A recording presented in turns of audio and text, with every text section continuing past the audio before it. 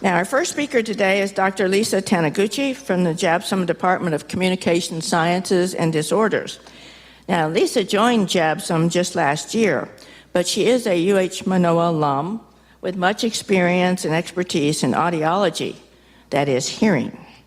Her goal is that when you're asked the question, "Can you hear me now?" you will be able to say, "Yes, indeed." Please provide a warm welcome for Lisa.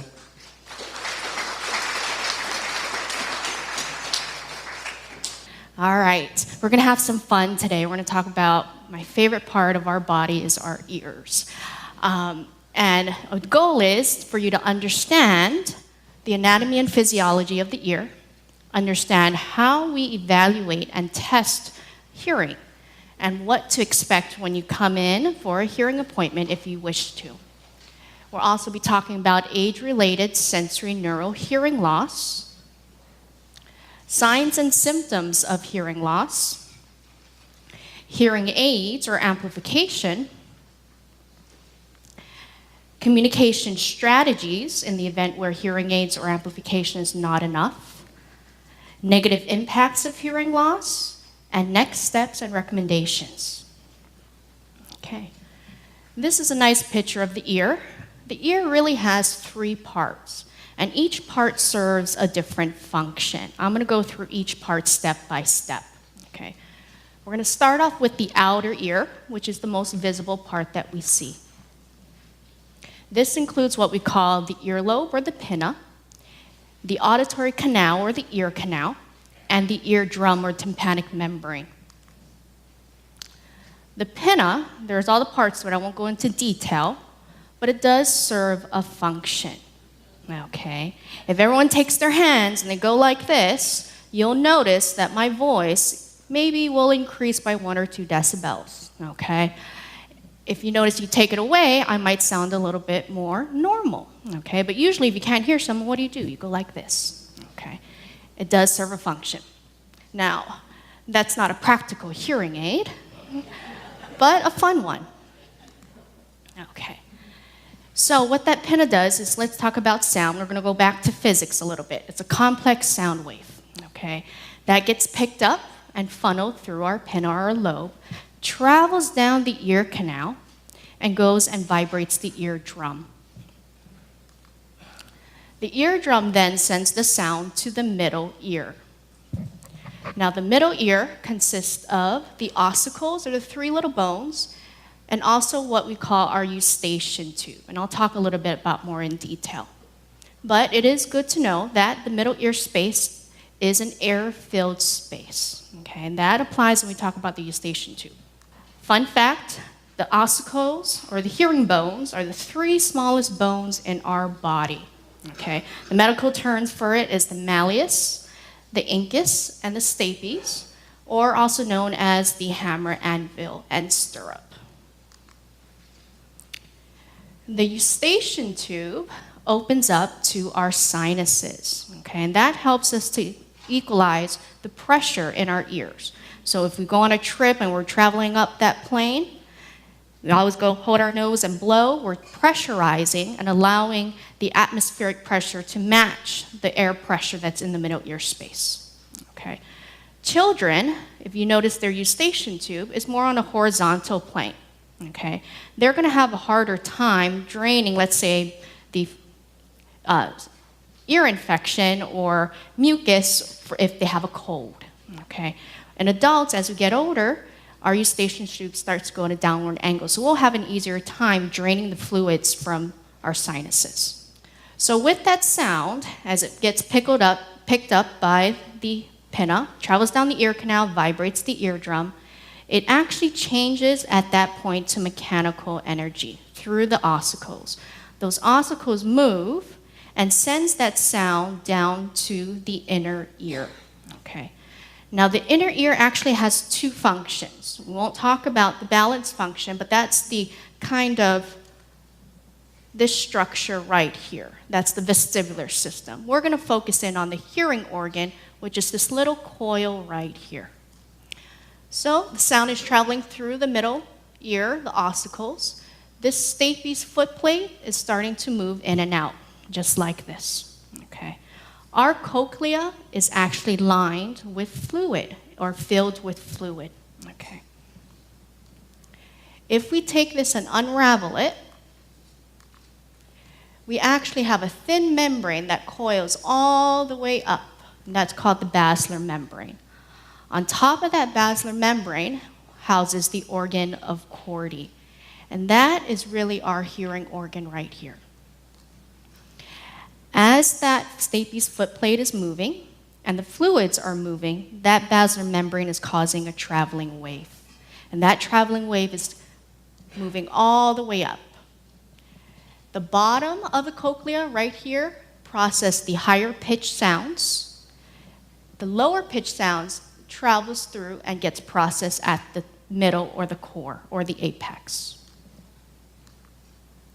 This is just a nice image. In that organ of Corti, we have thousands and thousands of hair cells. Okay? These hair cells is what gives us the clarity of sound. Okay? These hair cells will move and kind of do a dance as that traveling wave moves through the cochlea. As they move, the hair cells actually shear and open up little pores that allow the fluid to enter the hair cells. As the fluid enters the hair cells, that actually causes a chemical reaction and then sends that sound, that mechanical sound now, down to an electrical impulse. That electrical impulse travels through the auditory nerve and all the way up to our brain to process what we're hearing. Are we hearing speech? Are we hearing the birds chirp? Are we hearing a car zooming by? Our brain will take all that information and process it out. Now, how do we test? Now we know how the ear works. How do we test someone's hearing? Through a very battery of tests, really. The first step when you come in for a hearing test is always the case history. I want to know the background, okay? I want to know if there's a family history of hearing loss. I want to know if there is maybe a history of noise exposure, maybe firearms, use of power tools. Even if it was years ago, it can affect your hearing system down the road. I want to know if there's any balance or dizziness problems. As we know, the balance organ is the neighbor to the hearing organ. So if there's something going on with your balance, maybe something's going on with the hearing organ as well. Okay. I also want to know what communication difficulties do you have, or what have you been noticing? Because one person's concerns might be different from another, and that will help me in determining how do we treat the hearing loss. Okay. Next, we have otoscopy, looking in the ear. We have what we call acoustic emittance or tympanometry. We're seeing how the eardrum moves and if it's moving efficiently. Then we have the big battery of tests, which is the pure tone audiometry. Okay. Followed lastly by speech testing. Now there's more testing that can be done, but this is just the minimal test battery that is done. So evaluating the outer ear or otoscopy, we first just look at the structure of the pinna. Is there a part of the pinna that's missing maybe from surgery or an accident? Are there sores around the pinna or in the ear canal? If there's anything, it could be affecting how the sound gets funneled down into the ear canal. We want to look to make sure all the structures are nice and healthy, and we have nice coloration of the pinna as well. We want to make sure that it's not irritated or inflamed. We use our handy otoscope. Then we look into the ear canal. Main thing we're checking for is there any wax in the ear canal? Okay, is that wax blocking the sound from traveling down to the eardrum? We also take a look to make sure that the eardrum looks healthy. We want to see that it's translucent. We want to see the light reflect back. So we want to see that, what we call a cone of light, reflect back at us. Okay. If that cone of light is not there and I'm seeing an opaque eardrum, maybe there's an ear infection going on, or maybe you have a history of ear infections that cause some scarring on the eardrum. And again, any hindrance along this pathway can kind of muffle the sound and not get down to the hearing organ efficiently. The next part of the test we do is what we call tympanometry. And I always say it's looking at the eardrum movement. tell my patients, you're gonna put a little probe in your ear, you're gonna feel a little puff of air. It lasts for a couple of seconds. We're gonna put in pressure, we're gonna take away pressure. With that pressure change, it draws us a nice little picture. And I tell my kiddos, it's gonna draw us a mountain or a pancake, okay? If your eardrum is moving, it's gonna draw us a nice mountain, okay? If that mountain is nice and center on the graph, then we know we have a healthy eardrum. We know that the eardrum is moving like it should. If we have a tall mountain, that means the eardrum is moving too much. And that could be caused from things like head trauma where the ossicles are disarticulated. Or it could be caused from maybe a wax resting right on top of the eardrum. It's causing it more mass, causing it to move more. Then we have what we call the negative pressure, the negative mountain. This is due to, let's say, a recent cold. Or if you are traveling and you have a Eustachian tube dysfunction, you're unable to pressurize your ears. We'll get this type of negative mountain. The pancake, as I call it, is the eardrum is not moving at all with that pressure change. That is due to things like an ear infection, okay? Or maybe the ossicles now are fixated and they're not moving at all, and they're fixated where the eardrum is not moving. And the big part of the hearing test is the beeps. Okay, who here, raise a hand, has had a hearing test? Very good. So that makes me very happy. So it's gonna come back and I'm gonna explain all the parts of the hearing test and try to relate it to your experience that you had. Okay. The pure tone audiometry lets us know the degree of hearing loss. How much hearing loss do you actually have? And it lets us know the type of hearing loss. We situate the patient in the booth, we put headphones or little earbuds in their ears, and the audiologist myself will be on the other side of the booth manning the buttons. Okay. I usually tell my patients, as far as instructions, you'll hear the beeps. Whenever you hear the beep, I want you to push the button for me, even if the beeps are very, very soft. Okay. In terms of degree of hearing loss, how that's broken down is this is an audiogram. Numbers across the top represents the pitch of sound. I want you to think of a piano. It has the low pitch sounds running up to the high pitch sounds here. Okay. Up and down we have your loudness scale. Very soft sounds running to very loud sounds. That 120 decibel is like a jet engine going off. That's very loud. Okay. The circles represent the right ear. The X's represent the left ear. Normal range is listed in that blue color there. Then we go down to mild, moderate, moderately severe, severe, and profound. So for this patient, I would say they have a normal to severe hearing loss, or a mild to severe mid to high frequency hearing loss, or high pitch hearing loss. Now there are 3 types of hearing loss. The first type is a conductive hearing loss, and this is due to a problem in the outer or the middle ear. So let's say that wax impaction is really blocking the ear. That's going to give us a conductive hearing loss. We then have sensory neural hearing loss, where those little hair cells now are damaged, or the auditory nerve starts to decline over time. This type of hearing loss is not reversible, okay? The third type of hearing loss you have is a mixed hearing loss, and that's a combination of the both. Let's say age-related hearing loss plus an ear infection that's going on. When you have a conductive hearing loss, this is what it will look like on the audiogram. We'll have some scores that are looking normal, and we'll have some scores that are below. Okay. When we test someone's hearing, we test with different types of headphones. We have the headphones or the inserts.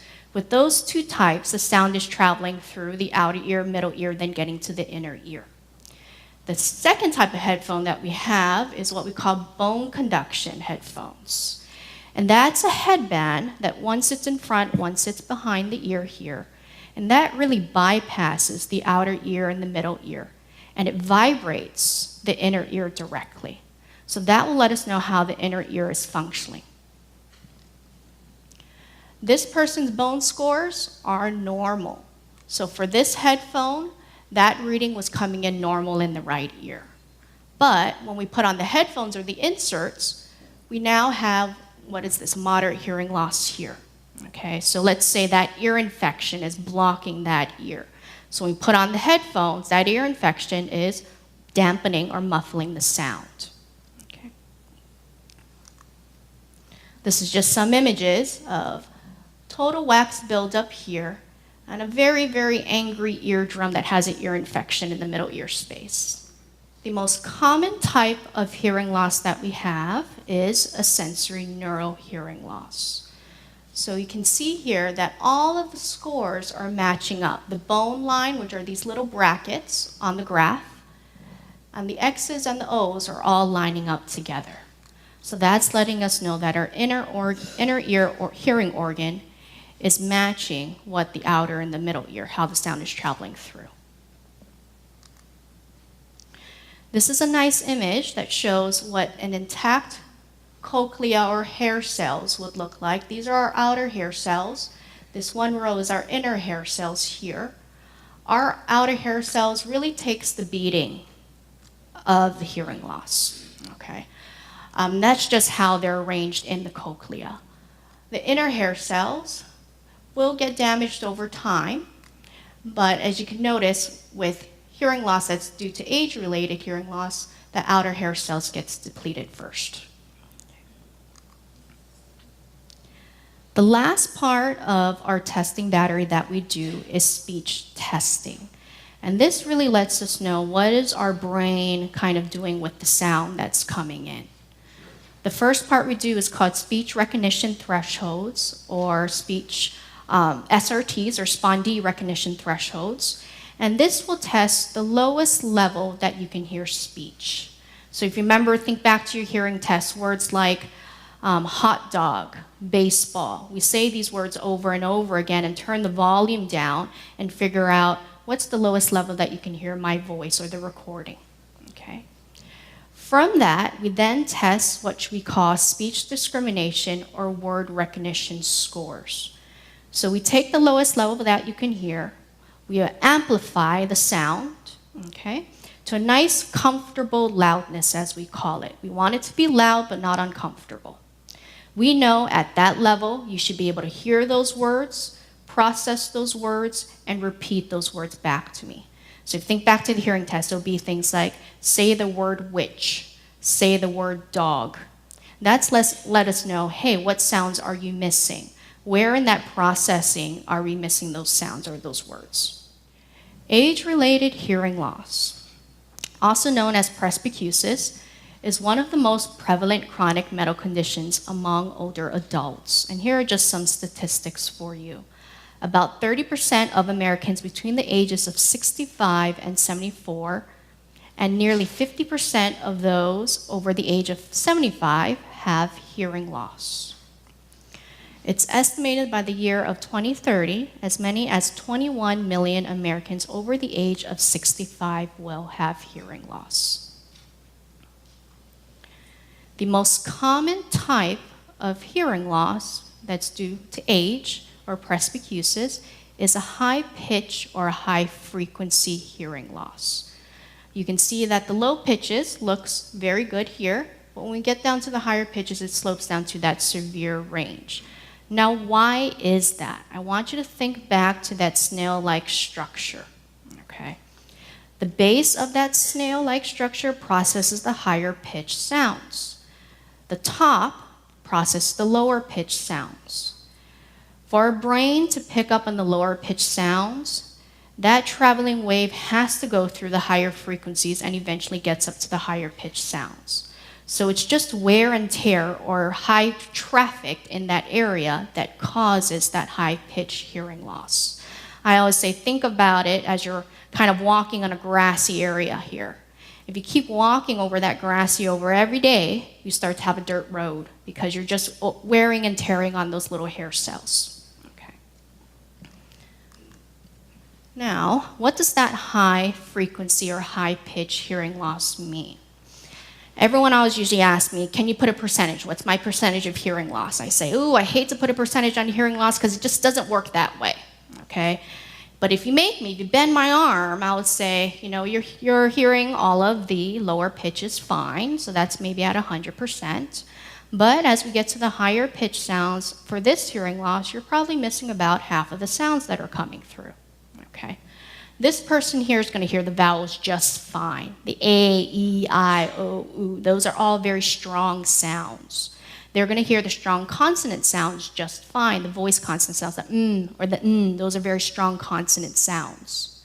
But what they're going to have difficulty hearing are the unvoiced or the very soft consonant sounds. The f, sh, t, k, p, k sounds, okay? Now I challenge you, if you had difficulty distinguishing those sounds, what I just did, go see your audiologist, okay?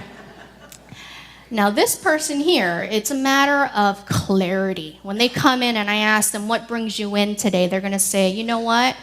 I hear male voices just fine, but I have difficulty hearing female voices. Or I can hear someone talking, but I can't make out what they're saying, okay? Are they saying steak or snake? It's mixing up those soft consonant sounds. So again, when someone walks in, I usually ask them, what brings you in today? They'll say, I can hear someone talking, but I can't understand what's being said. It sounds like someone's mumbling, okay? They have difficulty hearing in background noise. Oh, I don't have a problem hearing my brother in the same room as me. But when he starts walking away, or there's a lot of background, the TV's on in the kitchen and the oven and the fryer's going on, I have a hard time hearing him, okay? They start to notice that they're turning up the volume on the TV, or they're putting their phone on speaker, or turning the volume very loud in their phones.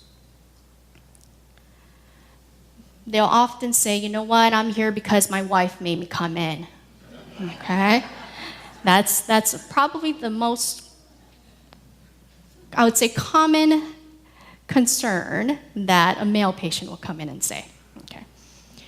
They become more isolated, and it's because they're starting to avoid social situations. And I had a patient, and his thing really was he loves to go see movies. Every Friday when that new movie releases, he is there, front and center.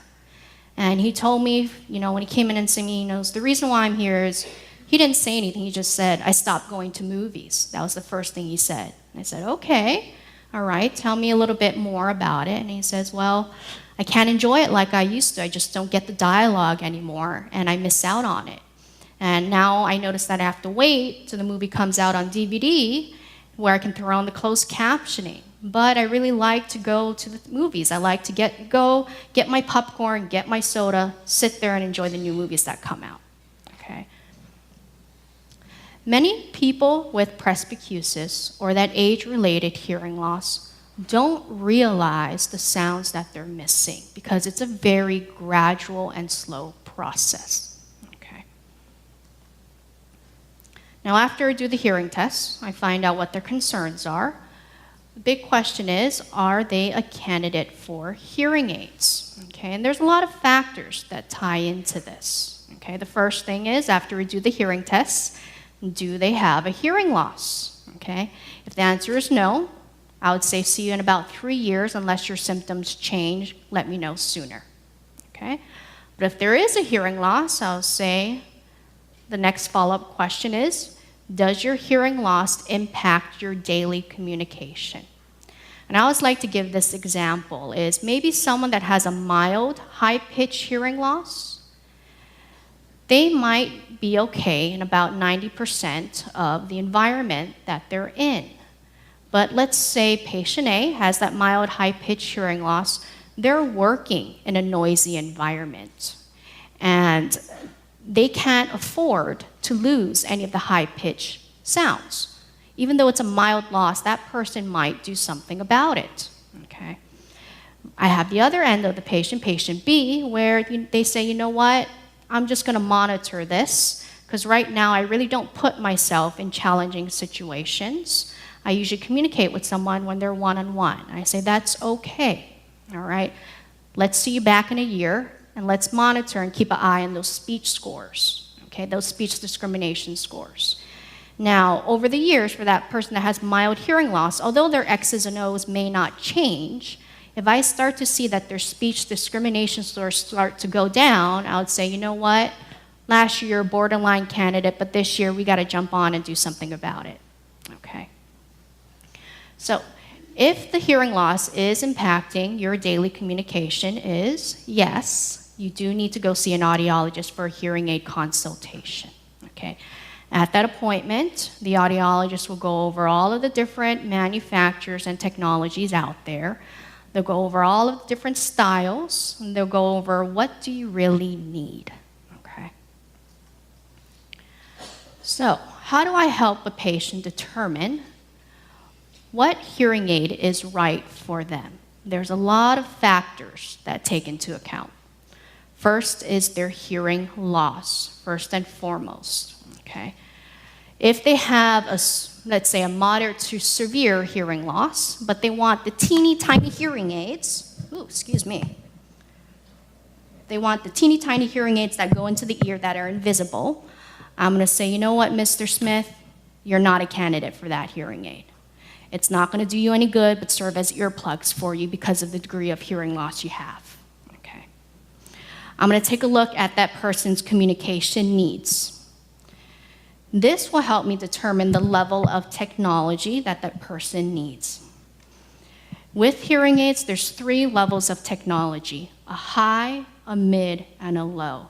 And it's really based on how active you are, how smart you want the hearing aids to be, is what I'm going to recommend for you.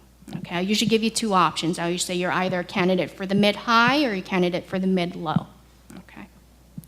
Vision has a lot to do with determining a person's hearing aid. Are they going to be able to see the batteries and change it? Are they going to be able to see the little parts on the hearing aids to clean their hearing aids properly? If someone has poor vision, again, I'm probably not going to recommend the teeny tiny hearing aid that goes into the ear canal. That's going to be really hard for them to manipulate. Dexterity is another key factor. If someone has poor dexterity, I usually say if you're unable to button a shirt or clasp a watch or a necklace, you're not going to be a good candidate for those teeny tiny hearing aids. Okay? Cosmetics. This is more patient-driven, but I take that into concern as well. I usually provide a couple of options. Hearing aids, they are a lot more discreet than what they used to be. But I'll provide a couple of options, and it's really what they think looks best for them, okay? Cost ties in with the communication needs, but we have to figure out what is your budget, okay? What does insurance cover? If they don't, what is my budget for self-pay? And I'll ask all these questions, and we'll help figure out what's the best hearing aid for that patient. Now, hearing aids or amplification really just boost the sounds that are not audible, okay? So those damaged hair cells, we're making the sounds loud enough to bypass those damaged hair cells and to stimulate the hearing nerve, okay? With hearing aids, there's a lot of styles out there. This is that kind of teeny tiny one that I was talking about here. It's called a CIC, completely in the canal. That sits very deep in the ear canal. And I would take an impression of the ear, but you can see it's nearly invisible. You can't really see it at all, okay? Then we have hearing aids that do go larger to what we call the BTE or the power aids, but that's more for someone with maybe a severe or profound hearing loss, okay? Most hearing aid candidates will usually go with a style like this or a style like this here, okay? This is called a receiver in the ear. They've taken the speaker and they put it directly in the ear canal. This allows for the hearing aid to be smaller and more discreet, but also provide the power that is needed. Okay, let's say if the hearing loss does progress over time and this person goes from a mild to a moderate hearing loss, we just give them a stronger speaker and reprogram that hearing aid for them. Hearing aid technology is advancing. Every year, all of the manufacturers will come out with something new, okay? But generally, the trend right now is being able to connect to our iPhones or our smartphones. So hearing aid technology today does have that capability. How it works is it's connected wirelessly. I would pair it through the phone, very similar to Bluetooth technology. But now the phone can serve as a remote control. If someone calls, the phone can be in the purse or on the desk, and you can answer it through the hearing aid, kind of an ear level device. Okay? I'm not sure if you have iWatches, but you can control hearing aids now through that technology as well. This was only made available in high-level technology when it first came out about 3 to 5 years ago. But now, actually, you can get the smartphone technology in all 3 levels, okay, that high, mid, and low. Now, if you don't have an iPhone, that's okay. Hearing aids can still connect to any phone that has Bluetooth technology. Even if you have a flip phone, if it has Bluetooth on there, you can still connect to the hearing aid. Okay? But you would have to wear kind of a middleman device right here that goes around the neck. And that's really there because Bluetooth technology hasn't changed much over the years, and it's very power hungry. Okay? It uses a lot of battery. So hearing aids are very tiny. If it's just Bluetooth connectivity to the hearing aids, it's going to zap out the battery of the hearing aid very quickly. The other type of technology is not really new, but it's becoming more common out there, is what we call T-coil or a loop system. If you go to any public place and it has this symbol here, that means it has a loop technology. Embedded into the room is a magnetic kind of band that goes around. The speaker will wear a microphone. You don't need to rent the little hearing devices, but you push a button from your hearing aid and you can be tied into the loop system. Places like airports, I've seen them at airports. I used to live in Seattle. I've seen them in some theaters in Seattle. I had patients, I used to live in Florida, that were snowbirds, and say the theaters in New York would have this technology. So if you go to the symphony or plays or theaters, they're starting to put in this technology. So if you already have hearing aids, you might want to go see your audiologist and say, hey, do I have this loop technology ability? And you might want to get that program added in there. Other hearing aid technology lets you connect to things like your television wirelessly. Okay? So with my patient that likes to watch movies, he got this little setup as well. Okay? What it does is there's a little box that plugs into the back of the television through your audio in, audio out, or your HDMI, but it's very simple setup. Okay? Once that's set up, the audiologist will already pair the devices to your hearing aids. If you step into the room that has that television set up, you're automatically going to hear what's being, as soon as you turn on the TV. You'll hear the dialogue. Okay? If you don't want it to automatically play, you can push the button and then the TV will kick on. The other type of technology out there is what we call lapel microphone. So let's say you're having difficulty hearing in a lecture like this and you already have a hearing aid and you have this lapel mic. You can bring the lapel mic up to the speaker, and I would clip it onto my shirt here, and that will allow direct input to the hearing aid that's in the back of the room. Okay. This is also a great technology for people that have difficulty hearing in a noisy environment. All it really does is it bridges that distance. Okay, so if you're at a restaurant, you can give the lapel microphone to your partner that you're there with and just have a normal conversation. It will just allow the signal to be a cleaner signal when it reaches the hearing aid. All right, hearing aids and hearing-related facts. As I consult a patient, I always tell my patients that hearing aids is a process. We just don't put it on you the first day and expect you to hear or see 20/20 or 100%. Okay? Hearing has a lot to do with our brain and retraining our brain to hear the sound properly again. Okay? So usually when I fit someone with hearing aids, I don't give them their full prescription, so to speak. I might start them off at a softer volume, kind of get their feet wet, let them get used to their own voice. or the sounds in the environment that they're hearing, again, like their hair rustling or their footsteps on the floor, the windshield wiper. Let them get used to all those sounds first. Then I'll gradually increase them in a week or two to their prescription if they're ready, or a little bit more. Usually, most patients will get to their prescriptions within a month. Okay? But again, we never want to over-amplify you on the first day, because as soon as I turn on the hearing aids and you talk, you're going to say, I don't like the way I sound. I'm not used to this. I don't want to hear myself that loud.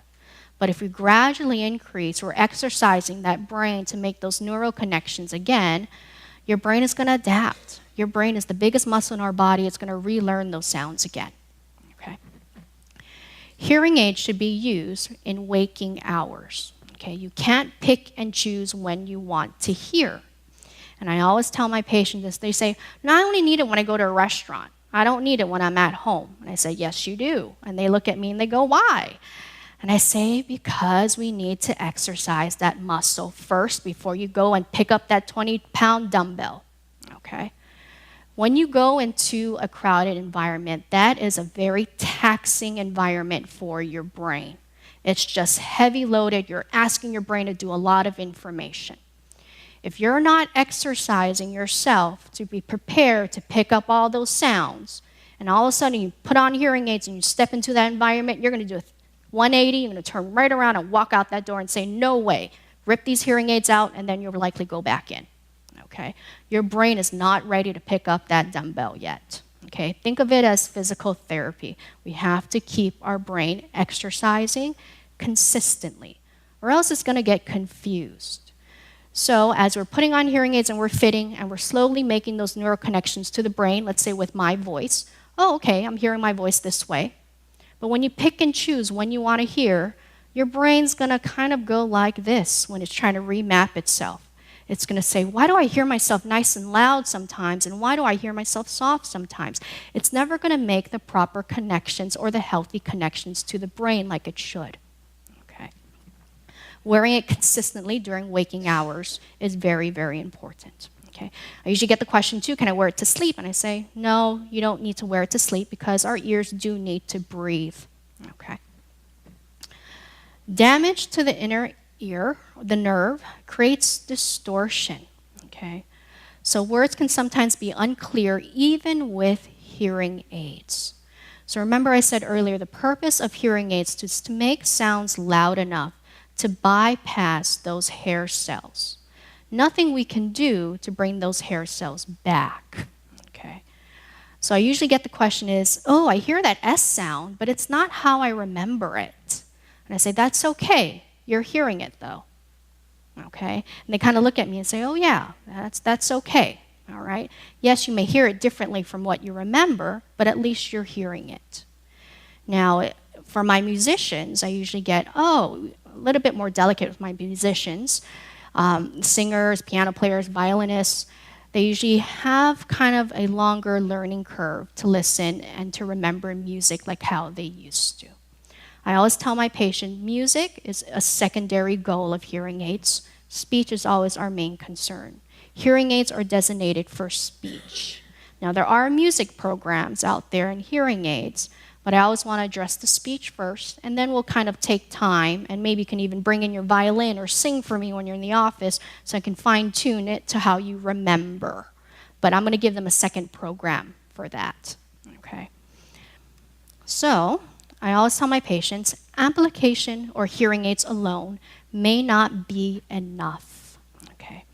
This is where you might want to consider using those assisted listening devices. Whether it's the direct connectivity to the phone, where now you can hear the phone conversation in both ears, okay, instead of one. 2 ears is better than one. Or is it using the telephone or the television box when you're watching television, okay? So you start to have to think creatively. Hearing aids is just not always the answer. So if you have the hearing aids and you're still struggling, you might want to go back to your audiologist and say, what can we do? Is there something more that I can utilize to make the best use of these hearing aids? Sometimes, even with those assistive listening devices, it's just not enough. And I spend some of my consultation time with my patient at the fitting talking about communication strategies. Okay? Not everyone knows how to speak to someone with hearing loss, okay? Or someone with hearing loss may not know what the proper suggestions are to the person that they're talking to let them know that, hey, I can't hear you, but you need to do X, Y, and Z. Okay? The first things first is always get that person's attention. Okay? Say, hey, Lisa, I'm talking to you. My husband's name is Danny, so I'll make sure I say, hey, Danny, I'm talking to you. So although he has normal hearing, he might be watching the football game, okay, which is fine. But if his attention's on the football game and I'm trying to talk to him over here, by the time he turns his head over to me and listens to what I'm saying, I'm mid-sentence or I'm even done. And then he's going to go, huh, or what, okay? So getting his attention is always, always important before you're speaking, okay? Tap him on the shoulder. If it's a noisy environment, they can't hear you, tap them on the shoulder. Okay, it's a nice little quick gesture. You're not being rude, but again, just to grab that person's attention. Okay? Make sure you have face-to-face communication. Okay? Again, even if you have normal hearing and a person's in the other room, you're not going to pick up on everything that they're saying. You'll probably hear about 70% or 80% if you have normal hearing. You're probably using the context cues to figure out what was being said. But imagine if you have hearing loss now. Okay, that's going to be even harder. You're missing more information, okay? So make sure you're looking at the person. Make sure there's good lighting so you can see their face, okay? Some sounds just sound or look differently on the lips. Is someone saying thin or tin? You can tell by just looking at their lips on what they're saying, okay? Knowing the topic ahead of time is always helpful. Okay, so before you start asking 20 questions about the movie we just saw, maybe say, hey, you remember that movie that we just watched last week? Let's talk about that. So now you're giving the person that you're talking to some context. So they know that you're going to ask maybe specific questions about the main actor or the supporting actress, okay, or the plot. Okay. Speaker needs to use a slower rate. Now, I have trouble with this. I talk a mile a minute, okay? But when I'm at work and with my patients, first rule that I learned in my speech course was, Lisa, slow down, okay? It does two things really. It forces me to put my lips and my tongue and my teeth where they need to be to articulate, but it also gives the patient time to process what's coming in. Okay, someone with hearing loss, they're using their auditory and visual cues to put the information together. So slowing down will give them time to process what's coming through. Okay, use appropriate distance. If you're not picking up on me here, I'm going to want to come closer to you. Okay, that just increases the sound automatically. Okay, control the noise as best as you can. So me and Danny, he's watching the television, and we really have to discuss a family party that we're throwing together. I'm going to say, you know what, turn off the TV. Let's really sit down and talk about and plan out this party for your mom next week, okay? So minimizing as much noise as possible, as much distractions as possible is ideal, okay? Tip for people with hearing aids is you always want to put the noise behind you, put the person you're talking in front of you. So if you go to a restaurant, I always say, pick the table that's away from the kitchen and away from the door. Pick the booth. It's more comfortable, but it also absorbs the sound better than wooden tables. Okay? So start thinking about your environment that you're in. Okay. Now, hearing loss does have some negative impacts. Okay? That patient that loves to go to the movies, he started to feel a loss of independence. Okay, he started to decrease from his social activities. He became a little bit depressed. He became anxious. He said he would meet up with his buddies that would like to go watch movies and couldn't carry the conversation because he had no idea what they're talking about. He wasn't enjoying his life anymore. Okay, that led to social dissatisfaction. Now, the big thing, a lot of research is going out today, is the cognitive decline that happens with hearing loss. And I sent everyone that Lin article. It's a very good read by Dr. Frank Lin from Johns Hopkins. They actually linked hearing loss to dementia. Okay. He's doing great things. He just got a grant. He's going to open up a whole new hearing center. Now, I will say, there's no research out there that shows hearing aids or amplification or will preserve dementia or stop it, but it's coming. He's working on that now, so I'm interested to see what he says. But there is a link between hearing loss and cognitive decline. Okay. There's increased stress for family members and caregivers. Okay. So what can you do? All right. First things first is I always say if you haven't had a hearing test within the last year, go get one done. If you have not had a baseline hearing test, get one done. So remember my little flow chart that I had earlier? If you have normal hearing, I will say, very good, your hearing is normal, no concerns. I'll see you in 3 years unless your symptoms change. Okay? If your symptoms, all of a sudden you have tinnitus or ringing in the ears, or you have dizziness, you might want to come in and see me sooner. Okay? It's always, always good to have that on file because the 3 main causes of hearing loss are genetics, aging, and noise exposure. Okay? We don't know what that genetic factor is going to kick in. Okay? It could be all of a sudden when you turn 50, that hearing loss is there, or when you turn 60, that hearing loss is there. We don't know, so we want to monitor it. Okay? Now, the other thing I always recommend is protect your ears. So the 3 main causes for hearing loss is aging, noise exposure, and genetics. You can't really help aging or genetics, but you can help noise exposure. Okay? So if you're going to go to a place like a loud concert, or you're going to be using power tools and doing some woodworking, or you're going to be working on cars, you want to protect your ears, even if you're using a lawnmower. Okay? That exposure is going to cause those hair cells to kind of deplete over time. If you're exposed to it once, it's going to do okay. It's going to kind of bounce back maybe in a couple of days. But if you keep wearing and tearing, just think of that kind of grass road. It's going to eventually turn into a dirt path. So you want to protect your hearing. Okay? Double hearing protection is always ideal if possible. It's the little earbuds and the headphones that go around. Now, if you're around someone that uses the big headphones or MP3 players or the little earbuds, if you can hear it, tell that person to turn it down. Because if that other person can hear it, or if you can hear it, it's way too loud. If they're wearing it for hours, it's going to start to cause some hearing loss. Okay? All right. That's it from me. I thank you, Dr. Hinshaw, for having me here today. There's my contact information there. I forgot to put it in the slides. Let's give Lisa another hand. She's going to stay here during the break. Yeah, I'll be here. Stay with me. There's me.